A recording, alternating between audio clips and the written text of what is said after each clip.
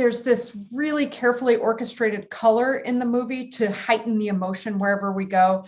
There's amping up the emotion using different anime elements like the stars in the eyes and all these ways of sort of just pushing it into this this otherworldly thing, the fever dream kind of thing. And so we just found in every department a little piece of things that we could put in to push it into this otherworldly, different look kind of space. One of the challenges on this film was how could we take a lot of the anime reference that Domi loved and blend it with our super sort of complex three-dimensional world. Since anime is very kind of graphic and two-dimensional, and it felt like a really big challenge in thinking about it in the beginning of the film. And so we started working on ways to incorporate it, and also taking some of the just taking it as a way of doing things sort of differently. And so you take the anime stars in the eyes, say, and we normally what we are after is believable eyes. We're not trying to do photorealistic eyes, but we need eyes in characters that the audience can feel like they can connect with. And so the worry is if you take this sort of two-dimensional stars in the eyes that you get in anime all over the place that works in that genre, if you just stuck them on the eyes, would they look like characters with stickers in their eyes, which would be very jarring to the audience. And so our lighting team actually went away and figured out a whole new system to put those in the eyes and to easily animate them and have them kind of meld with the eyes, looking like an eye highlight instead of a sticker on the eye. And the hope is that then you take that, and it isn't just because like, well, I like anime, let's put that in, but it heightens the kind of emotion and humor of the scenes. And so there was examples all over the place, like the anime eyes and how we were able to bring it into that three-dimensional world that is part of computer animation, but still hold on to the essence of that anime graphic kind of 2D elements. There was some technology that we used on this film for the first time called profile movers.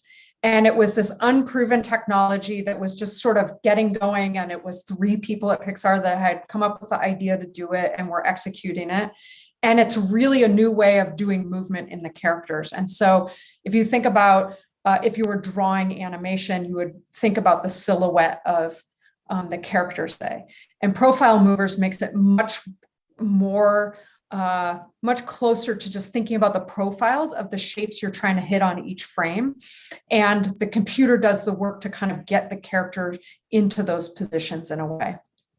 And so one of the things was we knew we had the red panda May in the film and that she needed to be able to do all these extreme expressions. Again, this is part of anime, is how extreme the expressions were. Plus she needed to be really emotional because she's the representation of all this insane teenage emotion.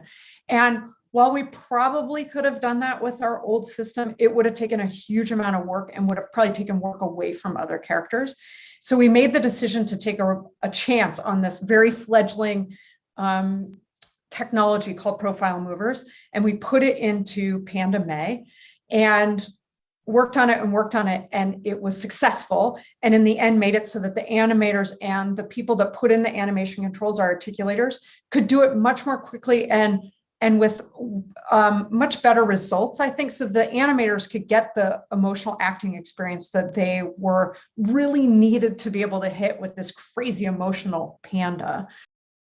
It wasn't until the end of the movie that I think we all realized that we were the first all-female leadership on a movie, because it was just sort of like we've all worked together in some capacity. And it was just like getting together to do a film with some people that you have a huge amount of respect for. And then you're just thinking about the film. And then there was this moment where it was like, oh, we were walking down the sidewalk at Pixar, and one of the heads at Pixar stopped us to take a picture because she said, this is Catherine Serafian. She stopped and she said, it's the all-female leadership for the first team. And she took a picture.